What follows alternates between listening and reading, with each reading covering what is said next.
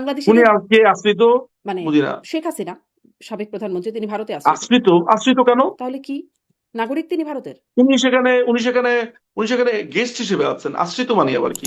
আপনি ভারতের পশ্চিমবঙ্গের মুখ্যমন্ত্রী শুভেন্দু অধিকারীর বেশ প্রশংসা করছেন দেখলাম।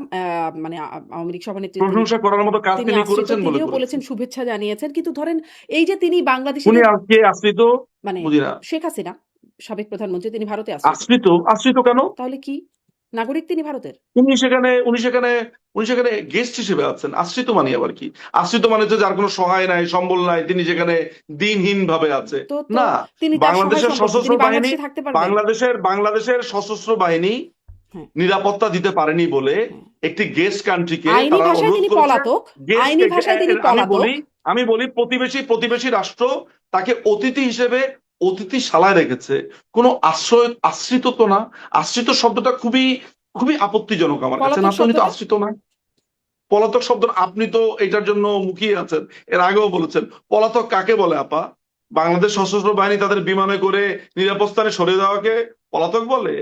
তাহলে ঠিক আছে, পলাতক। আপনার কথা তিনি হচ্ছে তাই আইনি যদি হয় তাহলে পলাতক। মোকাবেলা করেন নাই, মৃত্যুদণ্ডপ্রাপ্ত হিসেবে আছেন, মানে আইনের চোখে আইনিভাবে পলাতক। মোকাবেলা করেন, আইনিভাবে মোকাবেলা করে নাই মানে যেই বিচারালয়ে বিচারপতি নির্ধারিত হয় টোকাইদের মাধ্যমে, যেই বিচারপতিদেরকে হত্যা করার জন্য তাদেরকে পেটানো হয়, তাদেরকে বলে যে সবাইকে এখান থেকে সরে যেতে হবে, সেই বিচারালয়ের বিচার করবে?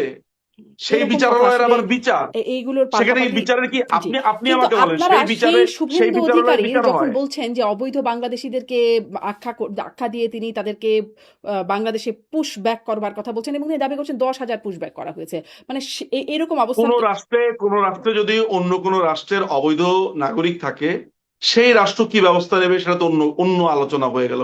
এটা ইমিগ্রেশন ল নিয়ে কথা বলছেন আপনি। ইন্ডিয়ার ইমিগ্রেশন ল নিয়ে কথা বললে আমি আপনার সাথে কথা বলতে পারি। এটা তো ইমিগ্রেশন ল এর আন্ডারে পড়ে। মানে এখানে তো আমি রাজনীতি দেখি না। কোনো আন্তর্জাতিক আপনি মানবাধিকার কিছু আমেরিকাতে কি বলে যে আমেরিকাতে এভাবে পুশ আমেরিকাতে ব্যাক যদি করা বলে যায়? আমেরিকাতে যদি ট্রাম্প প্রশাসন বলে মেক্সিকোর বর্ডার দিয়ে যারা অবৈধভাবে এসেছে তাদেরকে আমি বের করে দিব, এটা কি পলিটিক্যাল কথা হলো?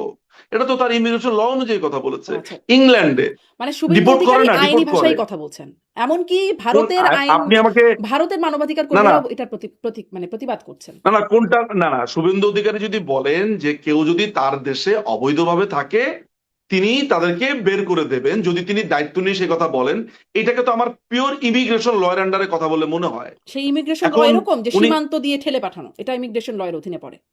না সীমান্ত দিয়ে ঠেলে পাঠানোর ব্যাপারটা যারা যেই কথাটা আপনি বলছেন পুশ ইন আর পুশ আউট, আপনি মনে হয় জানেন না। নড়াইল থেকে একটা ফ্যামিলি, তারা মূলত আসলে বাংলাদেশের, তারা ওইখানে চিকিৎসার জন্য গেছে, কারণ তাদের টাকা পয়সা তেমনটা ছিল না। কলকাতা তারা এসে পুরো স্টোরিটাকে জানেন। তারা বাংলাদেশেরই মানুষ। এখন যাওয়ার সময় তারা বাংলাদেশের মানুষ হলেও পাসপোর্ট যতক্ষণ আপনার কাছে না থাকবে আইডেন্টিটি তো আপনি প্রমাণ করতে পারবেন না। ফ্যাক্টটাকে জানেন। এই পৃথিবীতে তো পুশ আউট পুশ ইন এগুলো নতুন কোনো ঘটনা না। এখন শুভেন্দু অধিকারী তার যে বক্তব্য দিয়েছেন, আমি পুরো বক্তব্যটা আসলে শুনি নাই, বাট আমি আপনার মতো এরকম শুনেছি তিনি এই বক্তব্য করছেন সেই মন্তব্য করেছেন। বাট আমার কথা হচ্ছে যে তিনি যদি তার মুখ্যমন্ত্রী হিসেবে তিনি যদি আইনের মধ্য থেকে কিছু বলেন সেটা তিনি বলতে পারেন। বাংলাদেশ তো পাল্টা কথা বলছে যে আমরা ওইটা বের করে দিব। 26 লক্ষ ভারতীয়র কথা বলা হচ্ছে। জীবনে কোনোদিন প্রমাণ পেয়েছেন সেটার কথা বলেন। 26 লক্ষ ভারতীয়কে নাকি বের করে দেওয়া হবে। 26 লক্ষ ভারতীয়ই নেই, কিন্তু বের করে দেবে। তো সেগুলো নিয়ে কথা বলেন না কেন? মানে আপনি এই বাংলাদেশের শুভেন্দু মানুষ, অধিকারীর এই বাংলাদেশের বক্তব্যকেও একটা আপনি অংশ যে প্রতিদিন সমর্থন বলে করছেন। দিল্লি না ঢাকা, কারিনা কাপুরের মৃত্যু হয়েছে বলে দিল্লি না ঢাকা, কিন্তু তাকে চিকিৎসা করতে পাঠিয়েছে চেন্নাইতে। এ কেমন অদ্ভুত কথাবার্তা! এত অভিযোগ করছেন, এত কিছু বলছেন, কিন্তু চিকিৎসা করতে আবার কারিনা কাইসারকে আপনি পাঠাচ্ছেন চেন্নাইতে। মানে আপনি বলতে এরা পাঠাচ্ছে চেন্নাইতে। লজ্জা হওয়া উচিত। ডিজেল আনছে ইন্ডিয়া থেকে, জি, সার আনছে ইন্ডিয়া থেকে, হুম, লজ্জা হওয়া উচিত। জি।